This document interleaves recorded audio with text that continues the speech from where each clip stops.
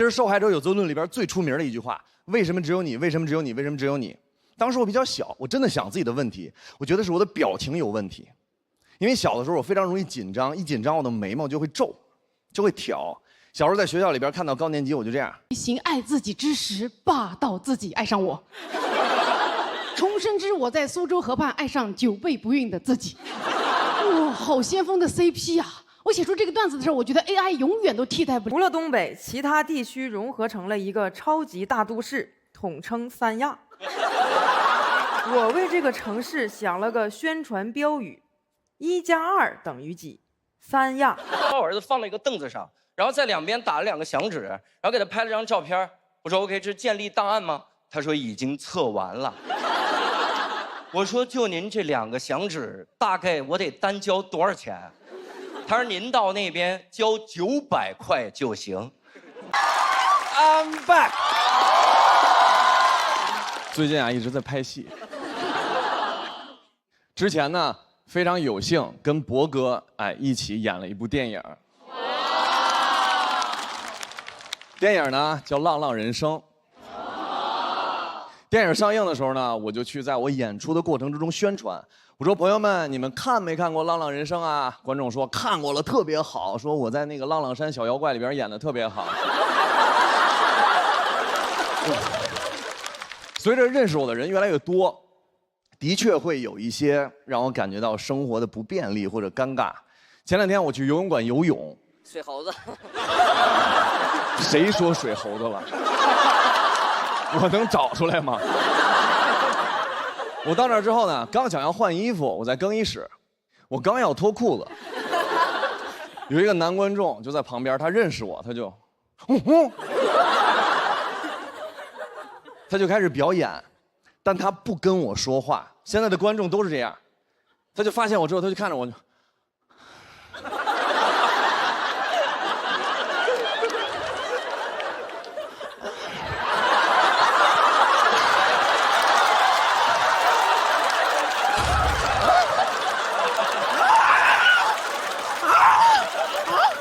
当时我就在想，我跟不跟他说话。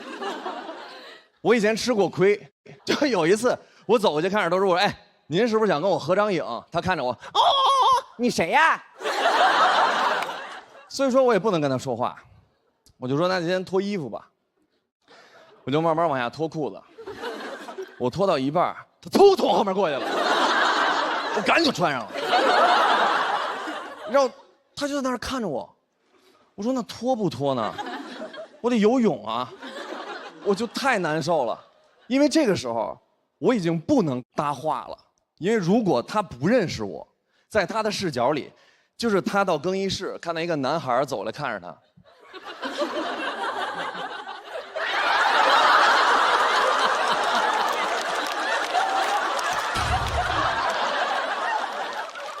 合影吗？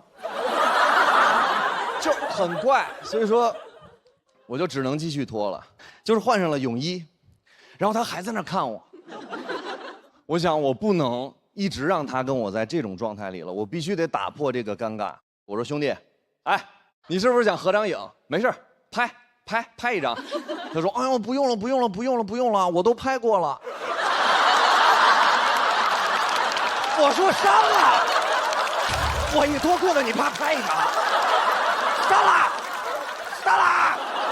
他说：“哎呀，我自己留着看。”我说：“你现在看不就得了吗？”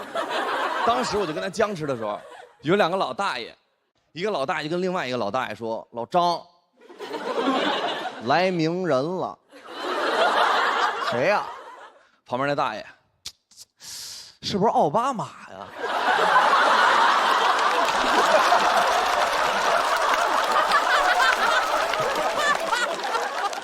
当时喜欢我的男孩就特别激动，因为他们都非常爱我，就像那些兄弟，我能感受到他们眼神里边带着那种炙热。过去跟那个老大爷推销我，他说：“大爷，哎，给您2个关键词。”这是谁？北京。哎，顶流。那大爷啊，鹿晗。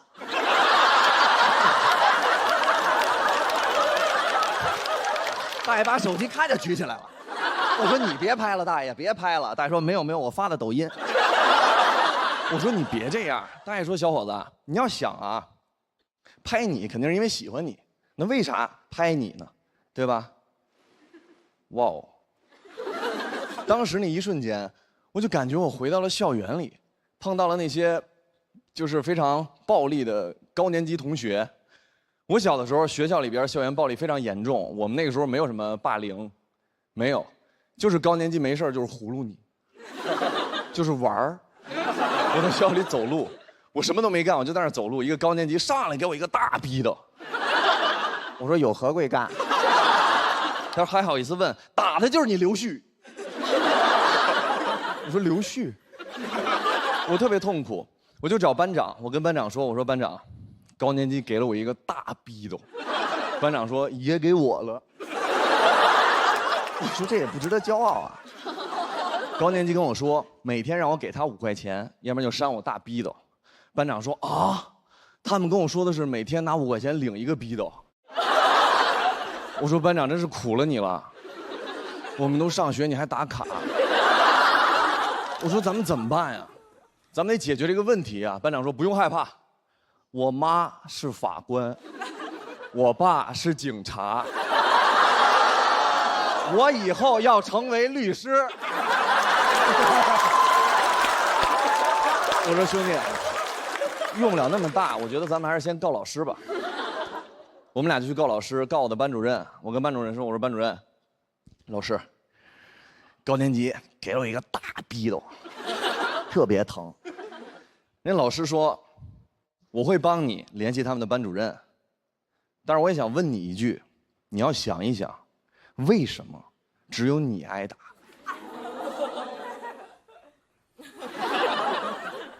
我说还有班长，班长不仅挨逼斗，他还买逼斗，他是 Beatles， 我们俩真的很无辜啊。他说那为什么只有你们2个挨打？这是《受害者有责论》里边最出名的一句话。为什么只有你？为什么只有你？为什么只有你？当时我比较小，我真的想自己的问题，我觉得是我的表情有问题，因为小的时候我非常容易紧张，一紧张我的眉毛就会皱，就会挑。小时候在学校里边看到高年级，我就这样，给这边的观众也看一下，就这样。啊，这边看一下，就这样。那个时候，哎呀，那行了吧？我背着书包，我就每天，高年级会过来问我说：“哎，你是不是不服啊？”我说：“没有，大哥，我真没不服。”他说：“你没不服，给我乐一个。”嘿，我就开始找自己的问题，我就想不明白为什么。直到高考之前，学校请了一个高考鼓励官，就那种给你们打鸡血，让你们考好成绩的那种。他给了我答案。那时候高考之前，他问我说：“孩子，我说啊，你是谁？”我说：“我是付航。”他说：“你是废物，垃圾。”你是废物，垃圾，垃圾，废物，废物，垃圾。我说哇哦。我说那赶紧处理我吧，森森。他说孩子，你记住了，只要你上了大专，别人问你为什么这么废物，你就只能说因为你从小就是个废物，记住了吗？不要上大专。我说我记住了，我从小是废物。我真的觉得我自己是废物，直到我到大专找到了一份路由器投诉电话接线员的工作。跟大家概括一下，就是纯挨骂。我第一天去面试的时候 ，HR 问我说：“孩子，干这个工作，每天要接100-200通不同的人骂你的电话，你能接受吗？”我说：“老师，我有9年工作经验。”那个老师把大耳机给我戴上，说：“孩子，你是个天才，上岗。”Yes sir。我就接了我第一个投诉电话。当时我戴着大耳机，手都在哆嗦，我不敢点，我怕别人骂我。当时我一点，那个大姐上来就说：“你的产品是垃圾，你的能力是废物，你是垃圾废物，垃圾废物。”我当时戴着大耳机，我说：“老师是您吗？您买路由器了？我上您家给您修去。”我说什么老师？我说是你的产品是垃圾，能力是废物，你为什么这么垃圾？为什么这么废物？哇！话术里没有教过我怎么回答，但是我突然想起那个高考鼓励官教我的，他跟我说，如果有人问你为什么这么废物，我当时脱口而出在那个电话里说，我说对不起姐，因为我从小就是个废物。那个大姐愣了3秒没说话，她说：“哎呀，孩子都不容易。”咔挂了。当时我就知道我能干这个，我是天才。9年的隐忍，只为挥这一刀。从那天开始，所有的疑难杂症都转给我，我可以解决所有的问题。在作息武林里边，我独步天下，没有对手。直到1年半的时候，遇到我作息生涯最大的敌人。当我用出老师教我那招，我说因为我从小是个废物。那个大哥在电话那头问我为什么，我说没想过。他说那你为什么不去死？我说啊，还有高手。老师只教了我一招啊，我到底该怎么办呀？后来突然一想，不对，曾经有高人点拨过我，当时我的悟性太低，没悟出来。做最强的盾，永远有更强的矛可以破你，但只要你做更强的矛，你就百战百胜。我一想，有招了，大哥，为什么只有你的路由器不好使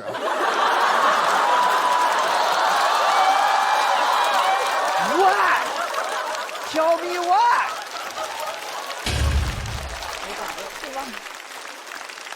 我就是希望大家所有人都不要再听到这句说话之后有责论的话。谢谢。大家好，我是小鹿啊。嘿，我最近呢在备孕啊，这句话你们是不是感觉什么时候在哪里听过？就是去年的这个时候，在这里听过，还有前年的这个时候，在这里也听过啊。1年又1年过去。我的项目还没落地，我现在像个备孕界的老赖，再宽限我几天，下个月肯定怀。我现在久备不孕啊，家里人都不催了，他们甚至会开始帮我打圆场了。有那种亲戚问过来说：“哎呦，小鹿他们是不是身体有问题啊？”我爸妈：“哎呦，没问题，他们身体没问题。”哎呦，这现在大环境有问题啊。什么 AI 外卖预制菜啊，还有她老公托马斯他们家英国祖坟风水有问题啊！别听他俩瞎说什么备孕，其实私底下烟酒都来啊。我从来都不抽烟啊，现在也不喝酒了，每天都喝中药，扎针灸，吃叶酸，补充维生素 A、B、C、D、E、钙、铁、锌、硒、辅、镁、Q、10，基本每天送服一张元素周期表。我的身体在炼丹，再过3年我能生下一颗魔丸啊！我现在太补了，现在托马斯亲我一口都要流鼻血。亲完之后，哦呦，好上头的女人。托马斯也在喝中药。这个外国人喝了人生中第1口中药，就理解了为什么中国人形容努力要说吃苦。啊，他现在吃的苦中苦，就为人造人。也理解了比冰美式更苦的只有热中式。我听说塑料包装里的微塑料是有可能会导致不孕的，所以我现在全面拒绝。刚才在后台，演员递过一瓶瓶装水，我说啊，不用了，我在备孕。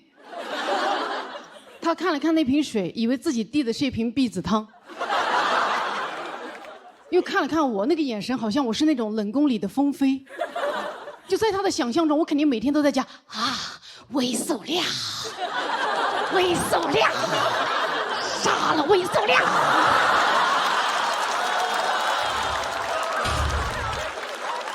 备孕需要情绪稳定。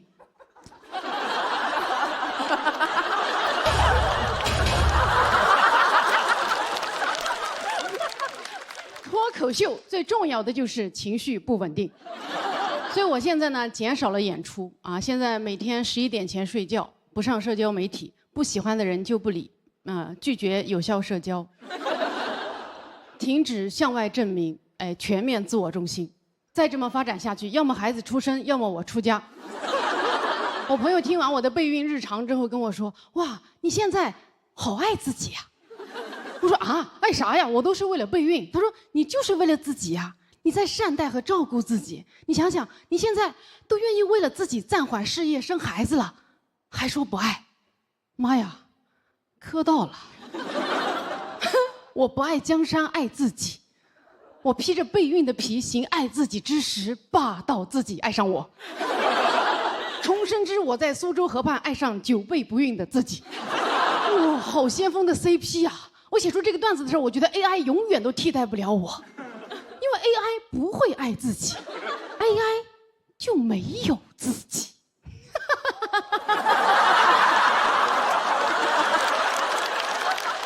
真的很像一个风飞。我现在太爱自己了，你想想，我都愿意复制自己的基因了，那相当于愿意把自己的专场放到线上了，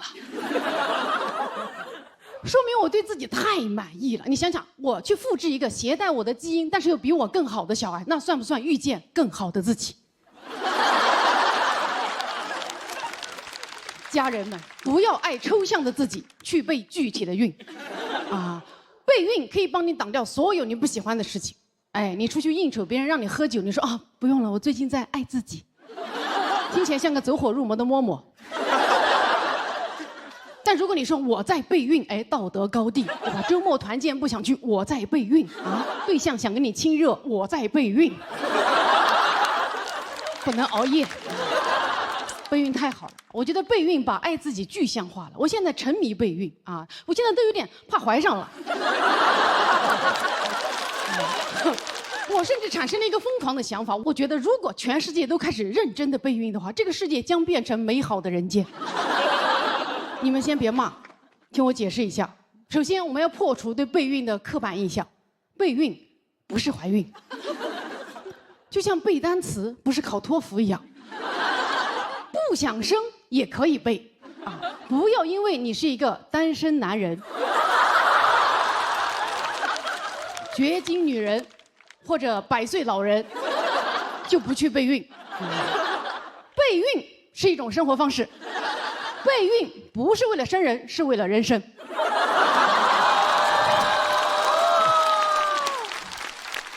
如果全世界都开始认真备孕，世界和平，战争都打不起来，因为备孕的人上不了战场。我们不能熬夜，啊，不能接近有毒物质，不能情绪不稳定。你想想，那战场上炮弹一响，多少二手烟？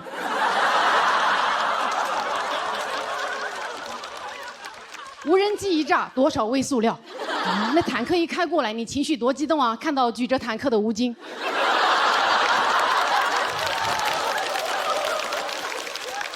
哎，我现在沉迷备孕，我甚至还录了一个真人秀节目，全程记录我备孕，隐私全部暴露。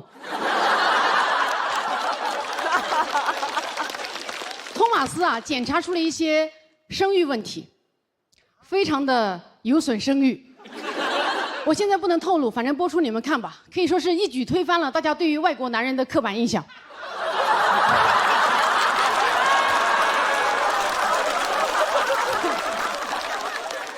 现在啊，都开始顺着电线杆找偏方了。都说备孕的压力要越小越好。我这么真人秀、脱口秀的昭告天下之后呢，确实很难压力小了啊！以前观众见到我啊，小鹿喜欢你，以后观众见到我啊，小鹿，加油！托马斯，你更是啊。总有朋友劝我说放松一点，说孩子呀，往往就是你最放松的时候就来了。真的吗？我最放松的状态，那就是熬夜、喝酒、吃外卖。啊，什么最放松，越放松的时候越能怀。那我这辈子最容易怀孕的时间，那就是我高考结束那个夏天。不可能，托马斯还在上小学。我真的不知道该怎么放松的干成一件事情，因为我人生所有的经验都是这种竭尽全力之后先苦后甜，所以我会觉得这种久备不孕、苦尽甘来遇到你，才是我的孩子该拿的人生剧本。我希望我的孩子以后出生之后说的第一句话就是“干了”。备孕啊，改变了我很多。其实现在除了备孕之外的事情，我都放松了很多。比如说像今天魔王挑战赛，谁想来打败我什么的，我都非常的理解并祝福，非常的理解啊！大家都来吧啊！毕竟谁不想打败一个久备不孕的脆弱女人呢？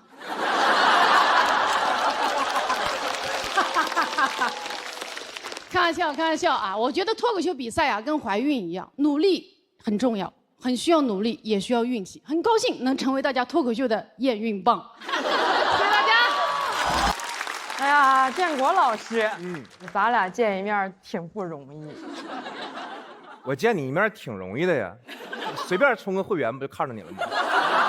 你看你这话说的，你不充会员，那广告里更有我。老雪，你变了啊！以前多实诚一个人啊，现在你好那个，我好啥呀？你好星期六。有点正事儿，咱俩今天舔俩老脸站那块儿还整个组合，你不说要讲漫才吗？这倒是真的啊，我甚至呢把我们组合的名字都想好了。啥？我们的组合就叫“昨天晚上我梦到我太爷和我太奶了”。我太爷和我太奶呢两个人一起过来找我聊天，一开始呢聊得还挺开心的，但是也不知道为什么就越说越生气，越说越生气，到最后哎两个人联手打了我一顿。你这是个名儿？破折号死去的 CP 又来攻击我。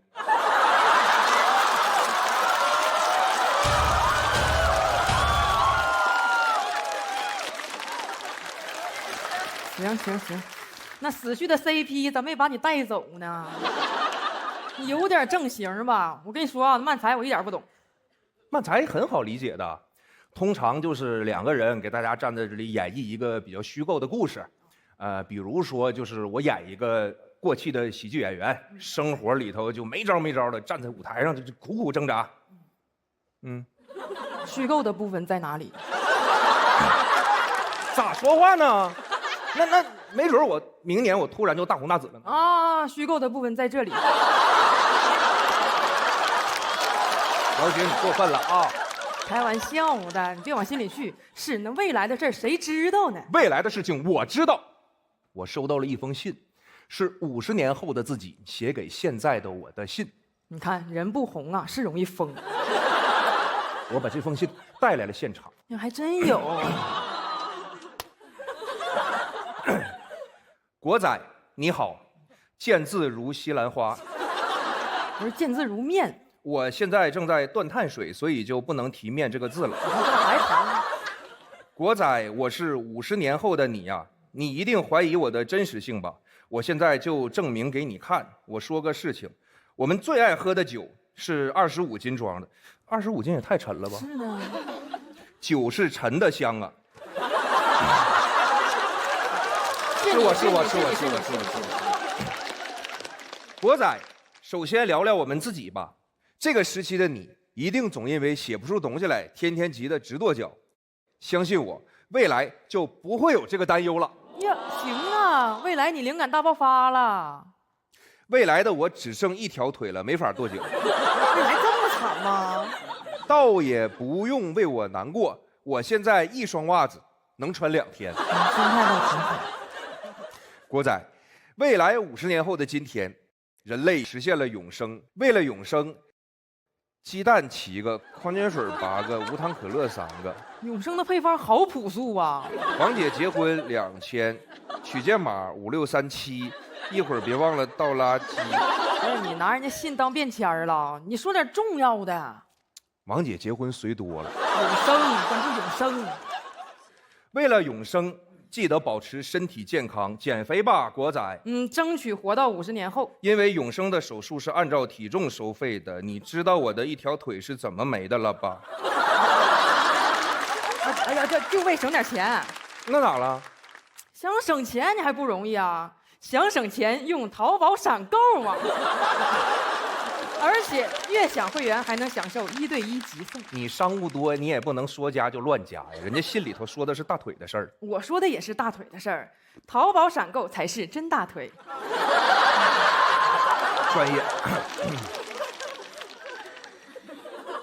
找不着了，跟丢了。嗯，你这商务加的，国仔，告诉你个好消息。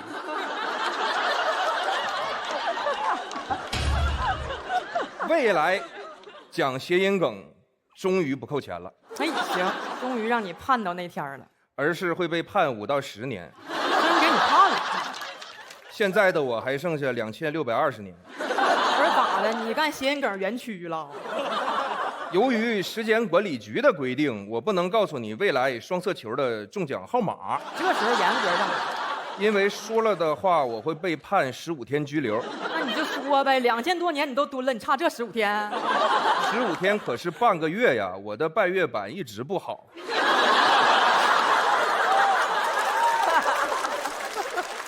就是今天的我造成的。说说身边的人吧，赶紧吧。你应该多了解了解雪琴，哦，还有我的事儿啊。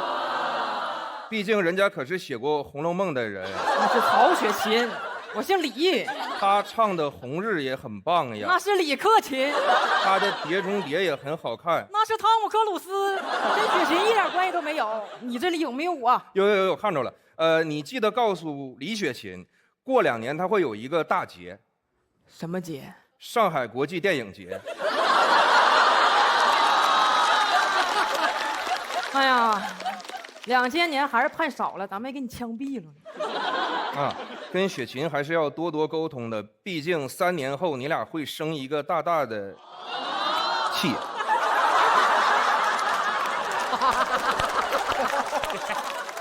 我现在就能生一个大大的气。生气的原因是因为你说话大喘气。生气的原因是因为脚好痒。我生的脚气呀。不是，我说我现在脚就好痒。你现在是不是就一双袜子穿2天呢？哎，有原因啊，原因是我们最后一次见西兰花的时候。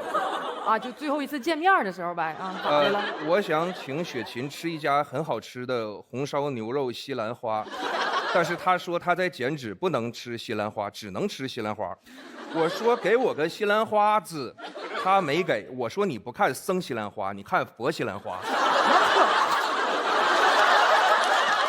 别讲，太有一番儿。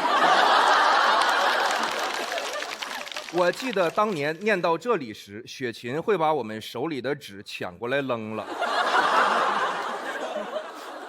帮我告诉他，他扔的纸不是一般的纸，是兰花指。对了，还有一个，我看看写的啥来，你别念了。啊，对了，还有一个好消息，盘锦现在成了宇宙中心了。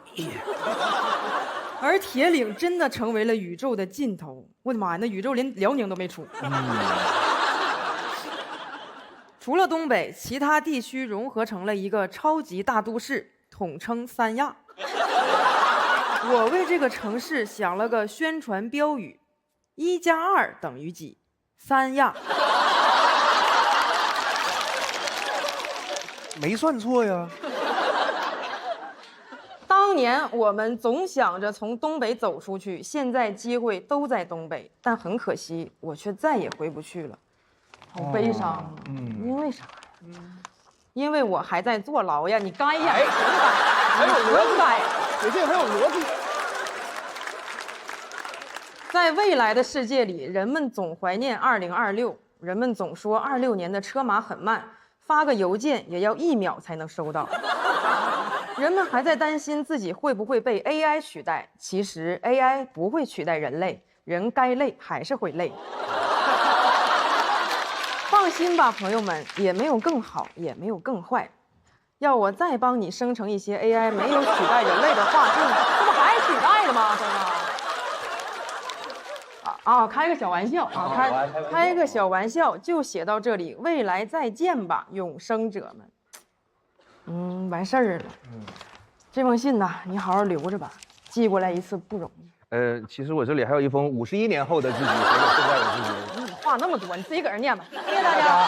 非常开心回到这里，非常开心回到这个舞台。但这次不是来比赛的，这次就是来给大家开一个场，然后也跟大家聊一聊，就一个脱口秀演员不比赛的时候，基本上每天都在干什么。很简单，就是长见识，每天都在长见识。我有个儿子，各位知道吗？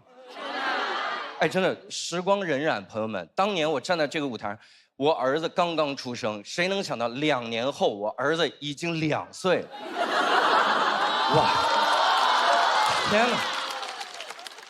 然后我前段时间让他给我长了个见识，带我儿子去体检，我给他买了个体检套餐，然后到了医院之后，然后医生跟我说，他说：“先生你好，你这个套餐里面啊不包含听力、视力和智力，要不要加钱测一下？”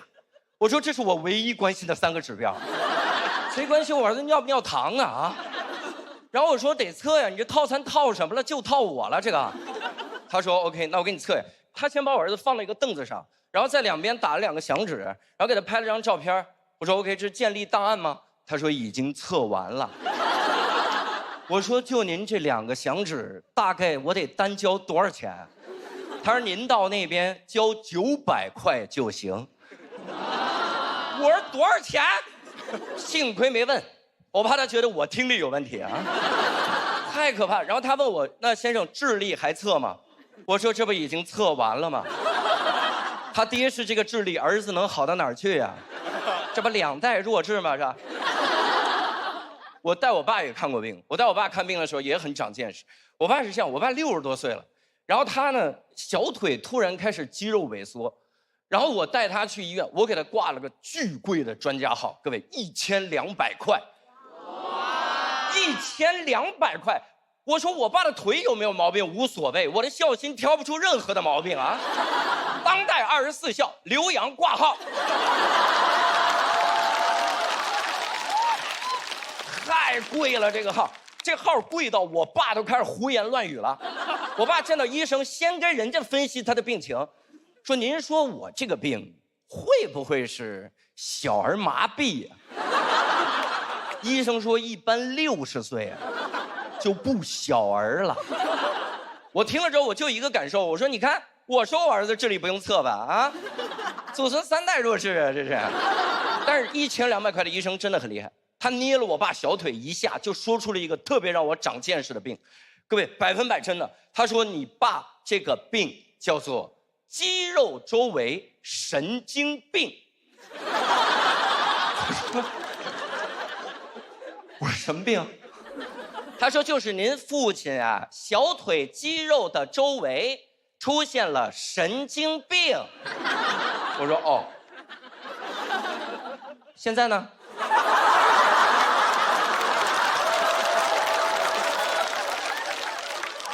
现在还有神经病吗？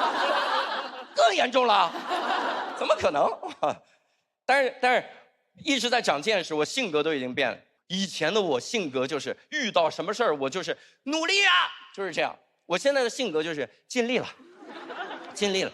性格发生很大的变化，发生这个变化是因为今年年初我长了一次见识，我受邀去参加 Vogue 的年会。Vogue 呢是一个很顶级的时尚杂志，它每年会邀请一些我们这种所谓的名人去参加哈，尤其是那种初出茅庐便大放异彩的人呢，哎呀，然后那些大放异彩的人没空，我就去了，我去了。然后我其实非常害怕时尚，有一次我去拍那个时尚杂志，然后那个人先给了我一件座山雕一样的皮草穿上。然后外面让我套上一个福尔摩斯那样的大衣，在外边还要套一个木木警官那个风衣，在外边还要穿一个雨衣。我说 OK， 是一会儿明星来了从我身上挑衣服吗？1.73米被当做衣服架子的这个机会可不多呀啊！我手抬起来再挂2个围巾得了。我非常非常敬畏时尚，所以那天 Vogue 年会的当天，我用单口喜剧演员最高的礼仪来打扮自己，我洗了把脸，哇，甚至敷了个面膜，朋友们，哎呦，太精致了！我一看镜子，我说这还是留洋教主吗？这不仙女教母吗？哎呦，太精致了！然后敷面膜的时候，我看了一部电影，名字叫《蝙蝠侠大战超人》。各位，蝙蝠侠，一个靠装备的普通人。他要跟超人这个外星人做决一死战，你知道在决战前一天他在做什么准备吗？蝙蝠侠第2天要跟一个外星人，一个会飞、胸肌能挡子弹、刀枪不入的眼睛能冒激光的外星人决斗。蝙蝠侠在健身，我说大哥这来得及吗？啊，在那哐哐蹲腿，我说别蹲了。一会儿力竭了，见到超人直接跪下了。不是，你现在练着健身干嘛呀？你是打算拿胸肌夹住超人的斗篷，让他飞不了吗？见到超人一展背，超人说：“我去，天怎么黑了啊？”你要干嘛呀？各位，蝙蝠侠尽力了，没有别的选择的努力，就只能叫尽力。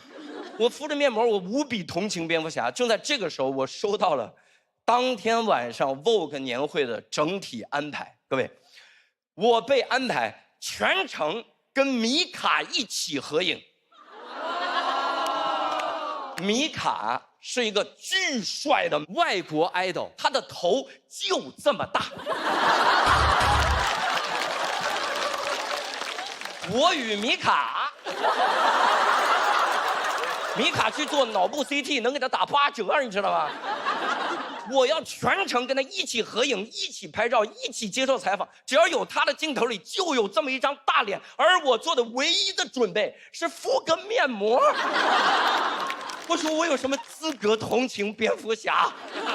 我天！我当天还本来打算打扮成一个帅气的魔术师，知道活动安排的那一秒，魔术师变成了小丑，站在米卡旁边，小丑变成了好丑。米卡才是魔术师，一下子就把我的笑容变没了，太神奇了。活动现场我也尽力了，各位，真是尽力了。一屋子明星，你真不知道跟人聊点啥，一个话题都没有啊。我唯一能做的就是跟他们划拳。我以前以为划拳就是2个成年人在那比10以内的数字的大小，一个人在那5魁首啊，8匹马呀，你数字小你喝。我说这有什么好比的？比咱们就比大一点的呀。我从来没见过2个人划拳是比真正大一点的数字，一个人在那5的6次方，6的5次方，谁输谁喝，全桌人都懵了，谁输了啊？哎，在这儿啊，为了让各位能更好的欣赏后面的演出，我先告诉你们，5的6次方大，别一会儿演出也不看了，就想着拿到手机，点开计算器。点开之后还不会摁，只能在那5乘以5乘以5乘以5。尽力了，真是尽力了。但是最后也想给你们说一下那个结局。你们知道蝙蝠侠大战超人最后结局怎么样吗？一个人跟一个外星超人的结局是他俩打平了，他们俩最后和解了。他们和解的原因，说出来你可能不信，但这就是他们和解的原因，就是他们俩的妈妈名字一样。你看到这儿你就明白了，编剧尽力了，编剧得了剧本周围神经病啊，尽力了，真是尽力了。所以今天我也特别想跟所有比赛的选手们说一句，这个比赛名次真的不重要，尽力就好。如果可能的话，请务必尽兴。谢谢大家，我是刘洋教主，谢谢大家。我是喜丹3季以来咖位最小的开场嘉宾。但我没有那么自卑啊，因为毕竟不是名次最差的。今年没有参赛，因为有很多其他的事要忙。前段时间我求婚了，不用开心的太早，没说结果呢。啊，没有失败。我是特别挑了他在看完自己最喜欢的5月天之后和他求的婚。你们懂这个含金量吗？他看完了阿信，选择嫁给我。哎，这不参赛还有一个原因，就今年确实在节目里面有别的身份，当官了，总编剧，手里也是有点小小的权利。现在给黑灯发微信，他得回收到。有段时间有点膨胀了，第一赛段那会儿很膨胀，跟节目组说，这5个选手，我非常看好，你们给我关照一下。就这5个选手，现在已经淘汰3个了。你们可能不知道这是什么概念？我们节目第一赛段淘汰率只有20%。在我这60，导致这些演员啊，就对我态度很复杂。一方面呢，想找我改稿；另一方面呢，怕被我看好。现在节目组已经禁止我看好任何选手了，说我动摇军心，说如果我实在憋不住的话，可以去把黑灯眼睛看好。去年比赛比得有点太焦虑了，所以我今年一开始就决定了今年不参赛。做完这个决定之后就更焦虑了。年初那段时间甚至想过要不要去算个命，但我身边这些脱口秀演员都太不靠谱了。我有个朋友特别喜欢给人算命，另外一个演员找他算今年的运势，你说一般人算命算运势，哪怕算的不好，最多也是什么诸事不顺，最严重也就血光之灾。他给人算的结果是，你今年必死，太夸张了。但大家也不要替我那个演员朋友担心了，没事的，我们单口演员心态很好。他在知道自己必死之后，他还心态很好，还能问呢，那明年呢？太焦虑了，所以很开心能当总编剧，这个工作治愈了我。因为说实话，我从来没拥有过这么体面的称呼——总编剧。我小时候的外号是刘大头，长大后上了节目，大家喊我胖子门窗，从来没人喊过我什么总什么，从来没有，都没人喊过我刘总。我只听别人说过别总，别总发朋友圈。所以当总编剧很开心，因为当总编剧能被人感谢，我很喜欢被人感谢，我也很喜欢感谢别人。就像我也特别感谢咱们的总冠名，淘宝闪购。淘宝闪购点外卖更优惠，我感谢；配送快，我感谢；品质高，我感谢。我对淘宝闪购态度就这样，永远只有感谢，除非你让我卸载，那我不感谢。大家可能不知道，我不是一般的总编剧，我是脱口秀节目历史上最喜欢提自己是总编剧的总编剧。这就太焦虑了，我很害怕自己因为不上节目，大家会觉得我之前的表现都只是昙花一现。好像人一旦成功了一点点，就害怕自己是昙花一现，所以我去研究了一下昙花。昙花一般在6到10月开放。一般在夜间比较活跃。我不焦虑了，我确认了，我就是昙花一现。而且好像我们脱口演员真的很像昙花，你想想，我们努力准备1年，希望在夏天惊艳所有人，然后到了夏天，发现所有人都去看世界杯了。每天在想呢，谁会是今年最大的黑马呀？目前是佛的脚。身边所有人都被这种昙花一现的压力给包裹着，都有点病态了。就比如说我好朋友大宅，我觉得他就是那种病态的努力。去年夺完冠，今年还来参赛，而且你们可能不知道，他今年还想备赛喜人。活出去了。我觉得他今年可能不是脱口秀第1人，但一定是脱口秀第1驴，真的。我就有点心疼他了，我就觉得我们俩各方面条件明明差不多。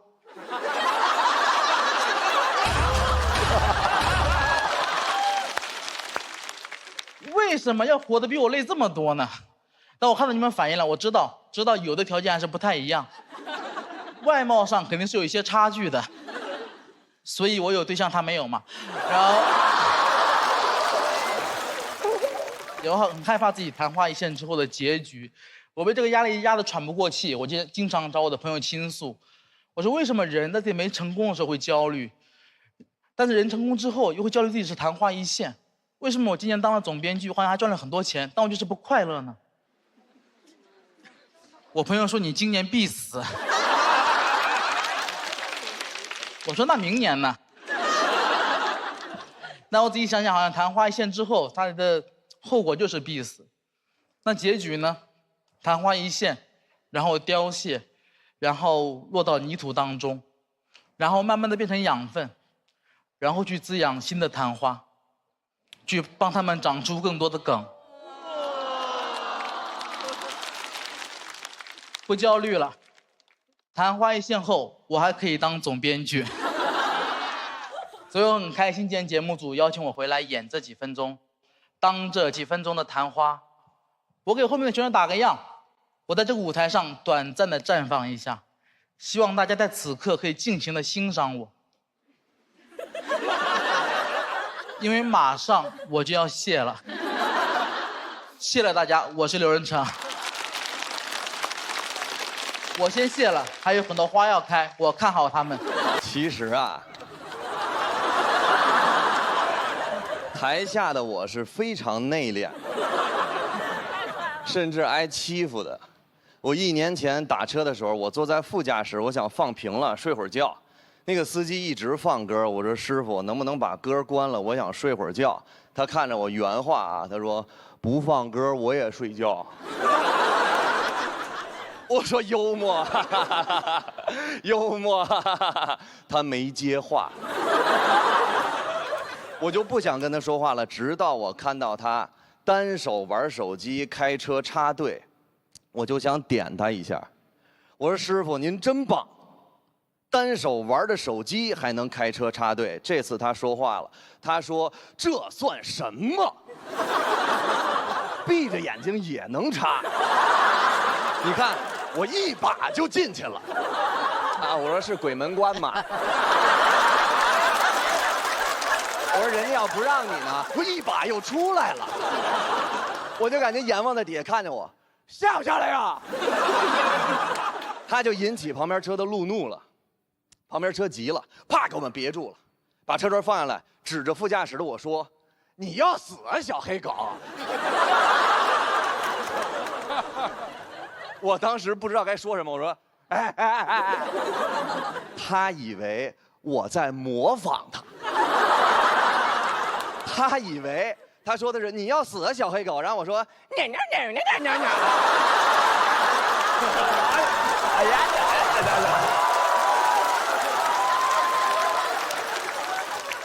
他急了，他把车门叭关上，把车啪横前面下来，下来我整死你，下来！那司机看着我，先生您要下车吗？我说你是裁判呀。我死也不能下车呀！他走到车前面，下来，下来。当时他往过走，我说：“师傅，他过来了。”师傅，他过来了。那司机，我说：“师傅，他过来了，你把他打出去呀！你不打出去呀！”那个司机路怒的就站在车头说：“下来。”啊，他就一直骂我，把我兽性骂出来了。我也不是好欺负的，朋友们，我隔着车玻璃就给他作揖。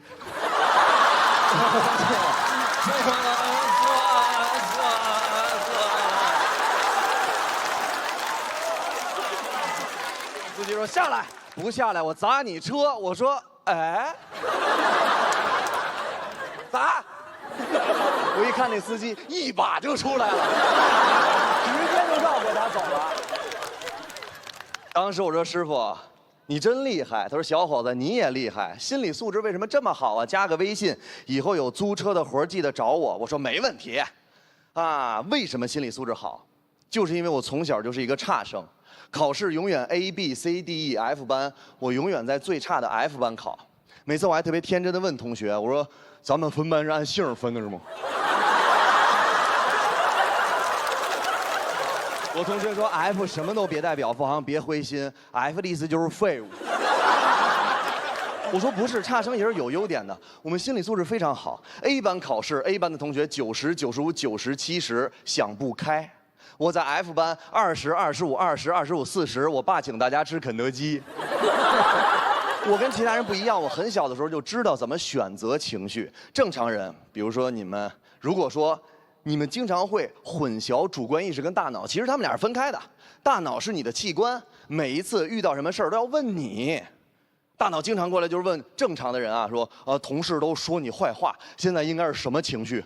啊，现在应该是悲伤。好，然后他给各个器官开始打电话，就是滴滴滴滴滴，喂，泪腺吗？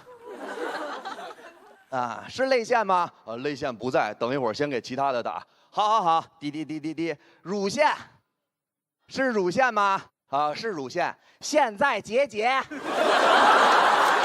滴滴滴滴滴，喂，甲状腺，现在肿大。滴滴滴，喂，痔疮，保持原状。滴滴滴滴滴，泪腺在了吗？泪腺在了吗？在了，在了，在了。刚才睡着了，哭吗？哭吗？哭的话，身体就不会难过了。啊，想想啊，主人哭不哭啊？你说啊，已经长大了，不能哭了。然后所有的情绪开始内化，疯狂的惩罚自己。我跟你们就完全不一样。我的大脑每次都过来问我，主人，所有人都说你是废物，请问现在应该是什么情绪？我说，不是。鼓掌，天价，托马斯全选，南瓜站起来吹唢呐，小北把上衣脱了，庞博也脱，南瓜别脱，南瓜脱了。我的大脑跟我关系特别不好，我从来不问他意见。这也是我从小快乐的原因。我以前也是情绪的奴隶，直到我遇到我的人生导师，他是3年级的刘哥。所有人都说他是傻子，但是在我眼里他是天才。我看着一群同学围着他，啊，就说刘哥，怎么？您是傻子？刘哥当时原封不动说的话是，知道。我说有点东西。别人说刘哥你头发好臭啊，刘哥我臭死你！我说有点东西。他根本不在意其他人的意见，所以他特别的开心，有什么问题我都问他，天文、文学、地理、物理、化学解决不了的问题我都问他。有一次我冰棍掉地上了，不知道怎么才能吃。你们一辈子都想不明白冰棍掉地上怎么才能吃，今天演出就来值了。天文、文学、物理、化学、地理，所有人解决不了。当时我看着刘哥，我说刘哥，冰棍掉地上怎么才能吃？刘哥看着我说，你不告诉别人你就能吃。我说有点东西啊。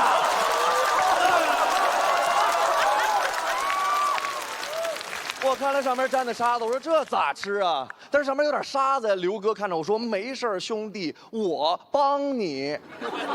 他一把拿过来，嗦了，把沙子啐了，你吃吧。我说先生大义，以身入局，胜天半子，但还不如带着沙子呢。你真是傻子呀！我拿下那根冰棍，我说这咋吃啊？这咋吃啊？走到学校门口，高年级看着我，冰棍给我吃。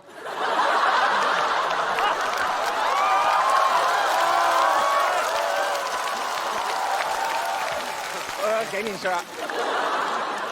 他刚要伸手拿，我一把就撤回来。我说算了，这个刘哥舔过了，你别吃了。他说哎，你人性还不错啊，以后有人欺负你跟我说。我说哎，只有你。小时候生活条件，尤其是在学校里边，差生面对的更多，所以我们的品质非常坚韧。工作之后，所有那些骂我的话，我真不往心里去。听得懂的我不生气，因为我都听得懂，我练这么多年了。1年级的时候，别人叫我啊臭狗屎，第一次听到我就是啊不要叫我，真的我真是这样啊，虽然有点狗血，不要叫我，真的这样。叫9年，人说哎。臭狗屎！我说爷爷在此。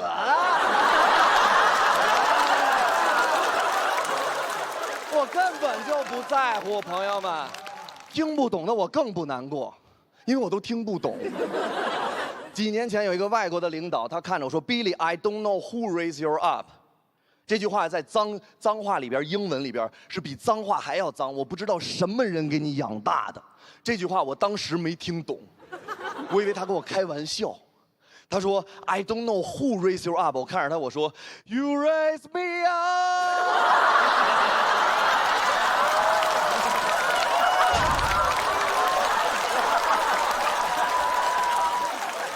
今年我才懂，这就是唯一一个能伤害我的话，这就是传说之中那种当时没听懂，突然懂了之后我非常痛苦，一直想报仇。啊，老天给我机会，前几个月他要离开北京，请我们这些老员工吃饭，啊，有的人给他送礼物，有的人说明天要开车送他去机场。我说不用你开车了，我认识一个司机。好了，朋友们，我开玩笑的，我没把那根舔过的冰棍给高年级，我也没有把那个路怒的司机推给老领导，因为我就想证明一件事儿，就是差生也是有优点的。前段时间刚办了婚礼啊，今天哎，谢谢啊。今天穿婚纱来呢，倒不是因为我多么的爱结婚啊，只是因为这个婚纱我买都买了，我想穿着它嫁人，也穿着它骂人啊。我的这个婚礼搭子呢，是一个比我小5岁的澳大利亚大男孩啊，喜欢送给你们啊。我过去就是我们备婚备了一整年，我过去一整年一直在紧张的备婚，而他也一直在正常的生活，他太松弛了。哎，我每天搞婚礼，哎，搞这个婚纱，搞伴手礼，搞婚鞋，搞七搞八，而他搞不清状况，甚至在婚礼前1个月，他还问我，哎，我们公司安排我出差，我可不可以婚礼前1天才到？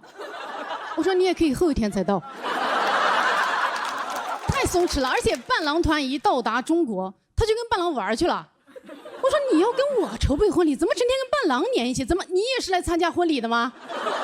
他说可是我跟伴郎们好久不见了，我觉得婚礼期间我应该多跟他们在一起。我说怎么你们的小别胜过我们的新婚？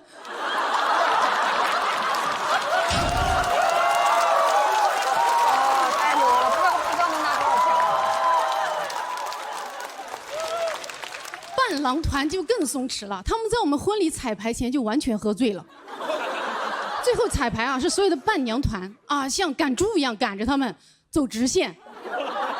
哇！那一刻我才明白为什么伴郎伴娘必须一一对应，因为每个伴娘必须1对1定点帮扶一个伴郎。我都看不下去了，我问他，我说你找伴郎不能找点靠谱的朋友吗？他说靠谱的早结婚了。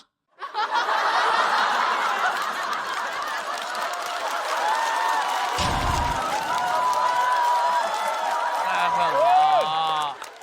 太夸张了啊！结婚真的很伤感情。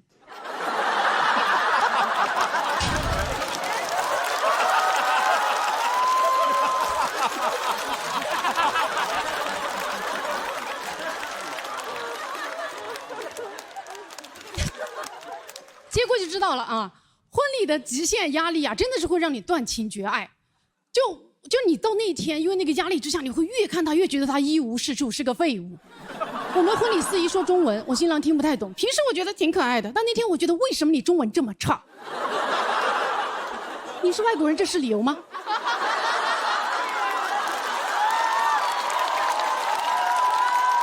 哎，你都来中国8年了，5岁的花童中文都比你好。一般我生完气呢，他就会睁着他无辜的蓝眼睛看着我，我就会迅速的熄火。但那天他越看我越生气，我说看什么看？为什么有色眼镜看我？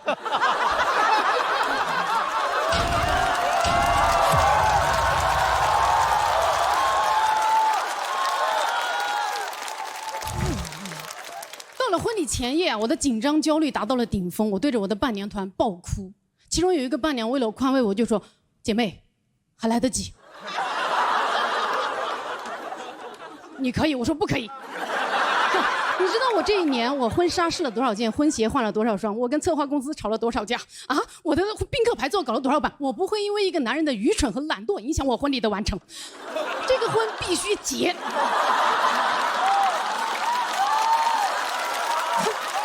哪怕今天结了，明天离。哎，我的婚姻可以失败，但我的婚礼不可以。婚姻是2个人的事情，但婚礼是我1个人的项目。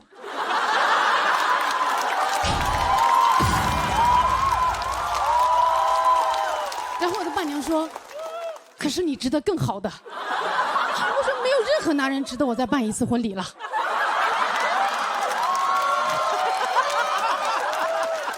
然后我伴娘说：“可是，说明你这么说，说明你还爱他。”我说：“哎呦，爱不爱的，现在爱了不爱了不重要，重要的是来都来了。这个婚他在劫难逃。”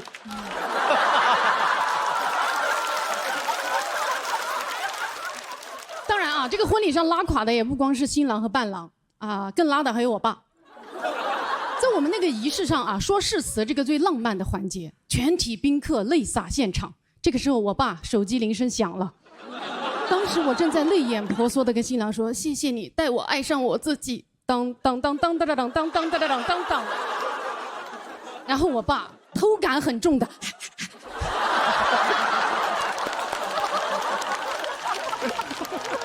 毫不犹豫的起身去接电话，我余光还看到我妈抓了我爸一把，没抓住。本来我的眼泪止都止不住，那一下止住了。仪式结束之后，我就问我爸，我说：“爸，刚才是你们单位要上市了吗？到底是谁的电话？”然后我爸说：“没啥，一个诈骗电话。”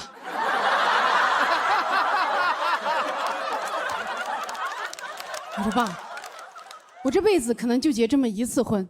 而你被诈骗的机会成千上万。什么诈骗这么吸引人？非得当时去完成？哎，等我结完婚，你想怎么被骗就怎么被骗呀！哎，这是我的婚礼耶，我正在经历人生最大的诈骗。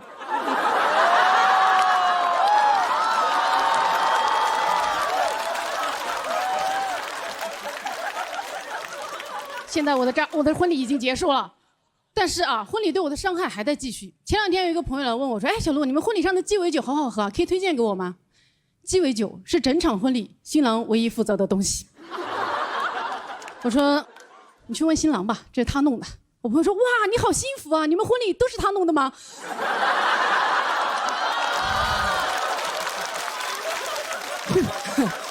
我发现啊，多数婚礼好像都是这种模式，就筹备模式都是新娘歇斯底里，新郎事不关己。为啥？可能就是因为所有的影视文学作品都不断的告诉我们说，每个女孩都向往着一场完美的婚礼，谁向往谁买单嘛，对吧？所以甚至现在很多婚纱店都是这样，租新娘的婚纱送新郎的西装。我觉得凭什么婚礼只是女孩子的幻想啊？都可以幻想起来呀，对吧？哪个男孩不向往着一场披荆斩棘、酷炫逆天的婚礼？你可以在婚礼上穿上你最帅的夜光变形盔甲，踩着你最帅的 AJ， 站在你最爱的无人驾驶挖掘机车顶上，突突突突突的入场，单手空气投篮。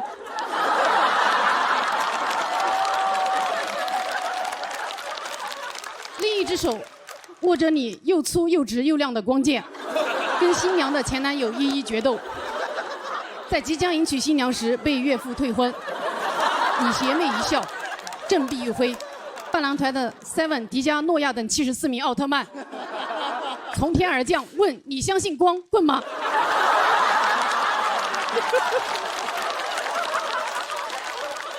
全体宾客下跪，对你高喊恭请龙王归位。好，谢谢大家。啊，大家好，我是刘谦。感谢你们还认识我，感谢感谢。哦，是啊，好漂亮。这个，我也辛苦了。这个王天辰呐，确实跟我说好几回了，很羡慕我跟蒋奇明拍吻戏。确实想拍，你要不真的，一会儿我传递给你。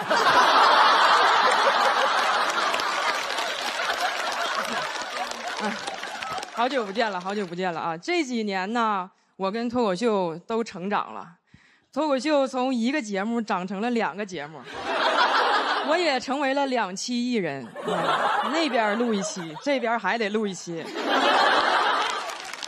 但不光我一个人挣2家钱啊，阎鹤祥也刚从那边回来。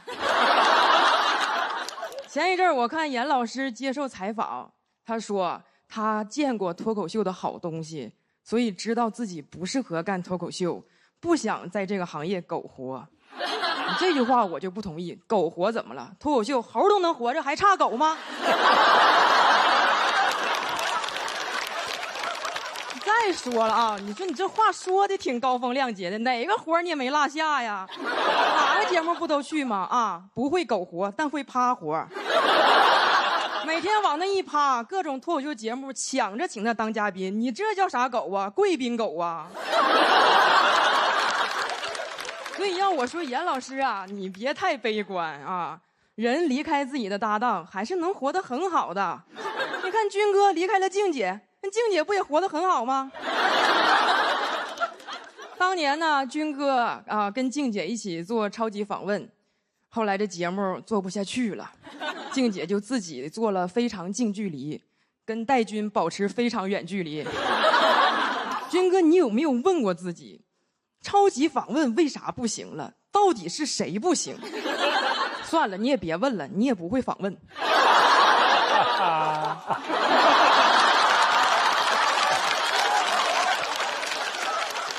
不过啊，军哥很坦诚，他说了，当年超级访问这个节目能火，全是靠静姐。但我觉得其实搭档啊都是相互的，因为也有人问过静姐，说当年这个节目是不是靠军哥？静姐说，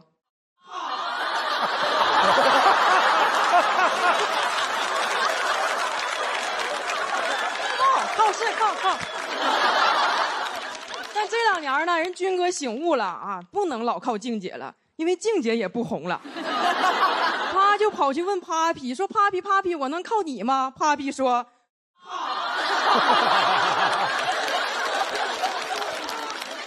这个军哥啊，靠 Papi 翻红了之后，好多人说军哥这辈子事业发展全都是靠女人。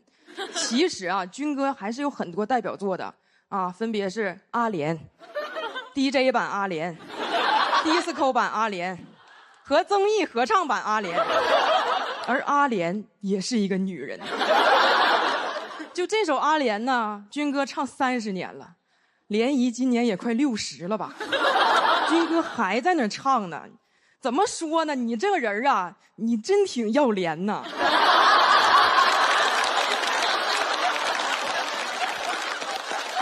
那当然了，军哥也独立过啊，当过主持人啊。当主持的时候呢，不是报错过幕，就是在舞台上睡着了。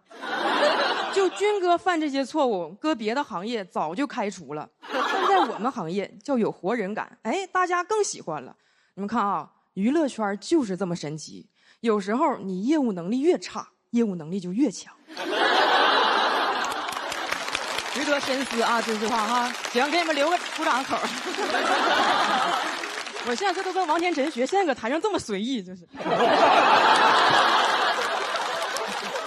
当然了啊，也有业务能力真强的李乃文，实力派演员啊，演了一辈子戏，现在的代表作是《五哈》和《地球超新鲜》。我跟乃文哥也录过节目，他这人呢，就是又爱玩又玩不明白，老输，玩赖都输，输圈天菜。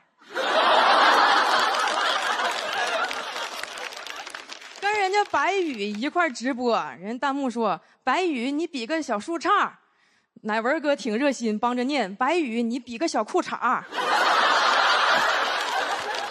要不说人乃文哥有天赋呢，字儿还没认全呢，已经学会擦边了。当时呢，场面也是一度十分尴尬，大家就纷纷救场，呼吁网友点赞、点关注。乃文哥说：“那我也点点啥吧，给自己点一根。”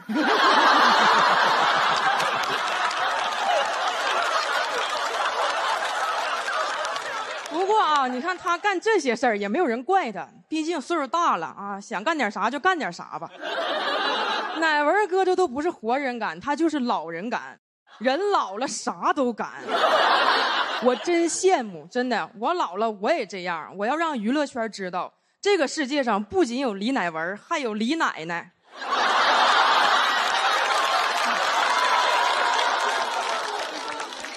但是可惜了啊，我现在岁数还没到，要不然我现在就让王天辰给你们比个小裤衩。这个王天辰啊，最近因为跟这个郭晓婷的姐姐姐夫 CP 爆火，今天到这儿还问我怎么能上综艺。我想问他怎么才能演好戏，只有戴军哥想问他哪儿还有这么好的姐姐。还有吗？很多。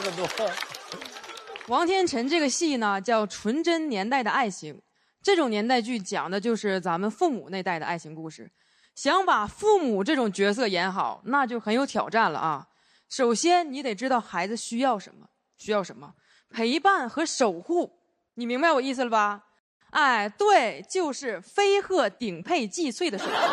飞鹤顶配荠萃，突破性母源自护，新鲜原料自产，更新鲜，更好吸收。这知识你就学吧，演父母用得上，当父母你还用得上。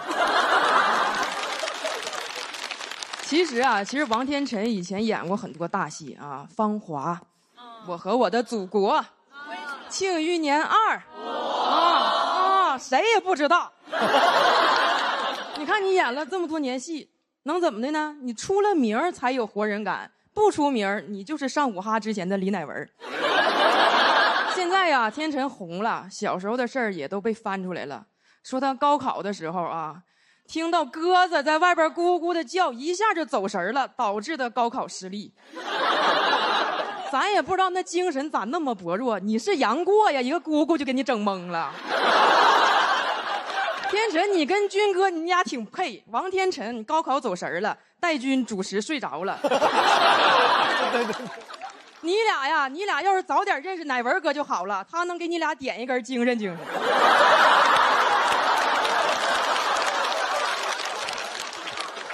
其实啊，这2年内娱确实很推崇这种活人感，越活越值钱。内娱现在真成卖鱼的了啊！观众就搁那挑，这条不冒泡翻白了，这条能蹦的翻红了。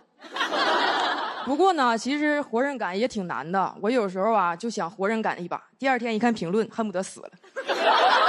其实我们每个人能展示的真实都是有限的，大家在这个世界上都是有限活人，尤其是我们脱口秀这个行业，你又得敢说，又得能播。毕竟要是太活人了，那肯定就是没有活了。谢谢大家，我是叶琴。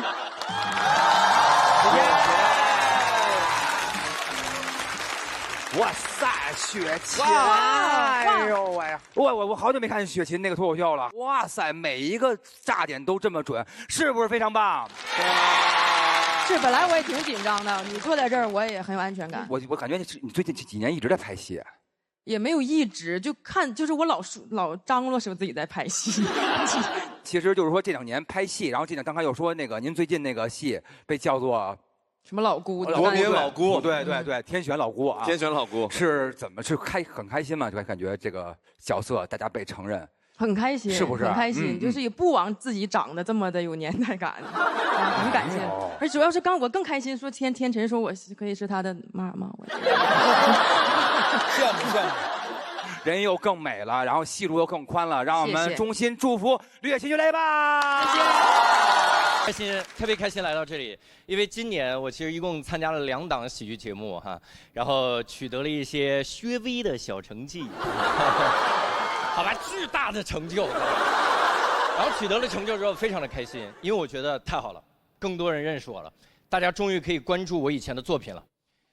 我没有想到大家关心的是我更以前的作品，我的粉丝把我10几年前在新东方教英语的视频翻出来传到各大网站，昼夜苦学。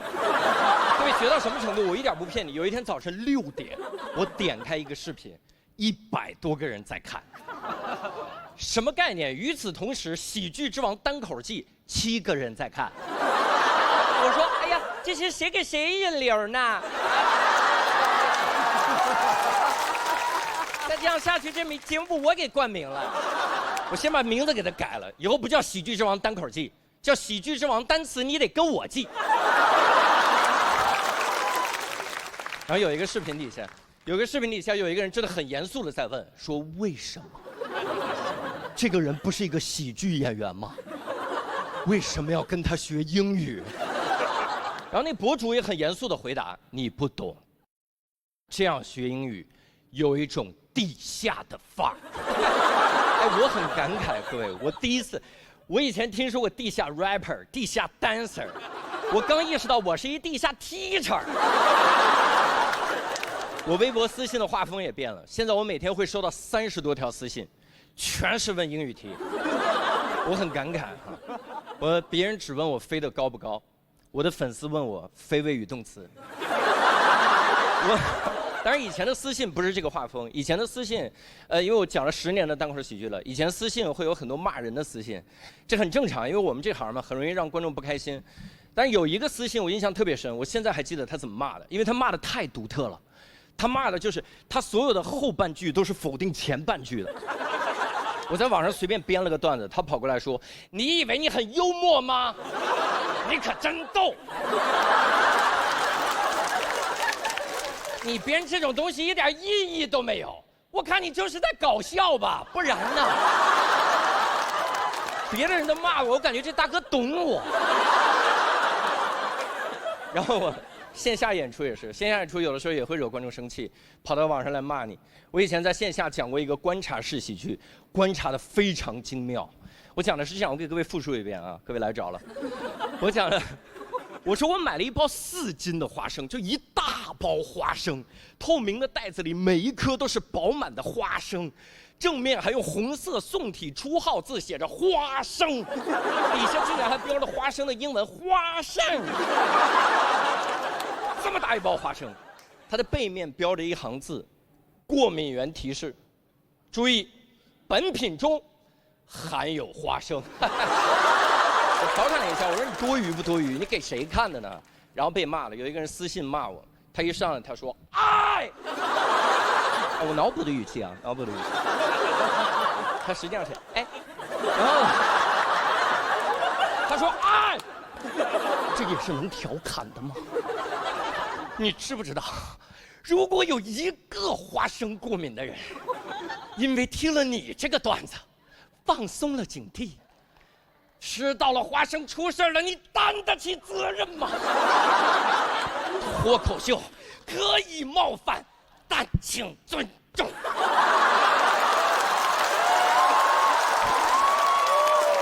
私信的结尾是他吐的一滩血。我当时看了很震撼，你知道是谁在不尊重花生过敏的人吗？就是这个人，因为在我的眼中，一个花生过敏的人，至少还是一个正常的人类。而在他的眼中，一个花生过敏的人，一个吃了花生有可能出事儿的人，会蠢到买4斤的花生，正面还写着花生，里面怎么看怎么是花生。拿着一颗问老外 What's this？ 老外说 This is 花生。花生过敏的人会说，这里该不会有花生吧？一打开，真有花生。各位，如果我花生过敏，这辈子我连花生的谐音我都不碰，福尔摩斯我都不看。我随便翻开一本书，上面写着：福尔摩斯走进房间，一个军官模样的人向他走来，伸出手说：“福尔摩斯你好，我是你的助手。”去你的！想死我！当然，有的人也会说，可是这只是厂商为了避免担责任。各位不会了，如果真的只是印一句话就能避免全部责任，那最应该印这种注意事项的，就是我们单口喜剧现场演出的门票，这样我们会让很多观众少生很多的气。我们要背面写着注意过敏原提示。这种以开玩笑为主要形式的表演中，我们会开玩笑。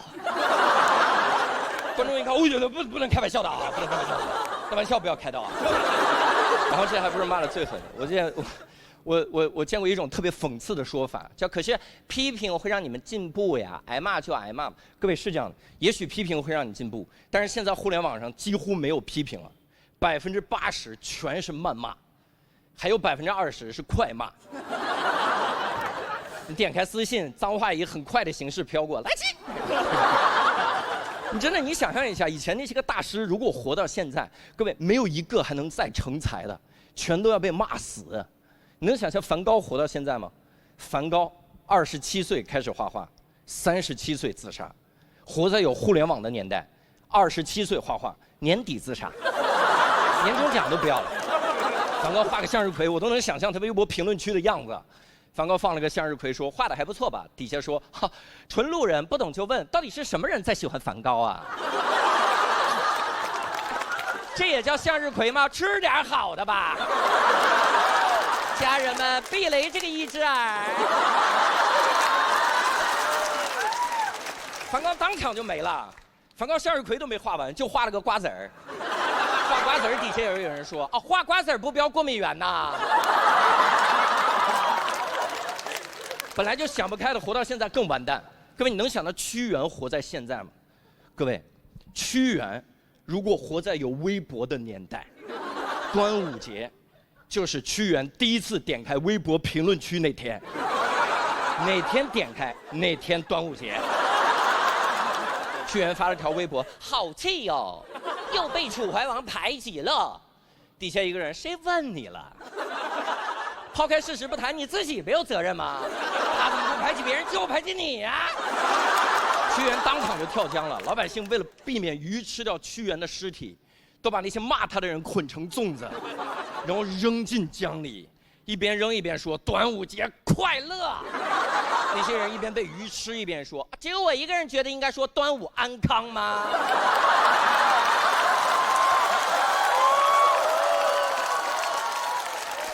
批评是有意义的，但是谩骂毫无意义。各位，如果真的要谩骂，我建议以后至少用英语谩骂，这样至少还能背单词。有人说，可是我用英语谩骂，我词汇量不够啊。巧了，谁是地下 teacher 啊？请关注喜剧之王，单词你得跟我记。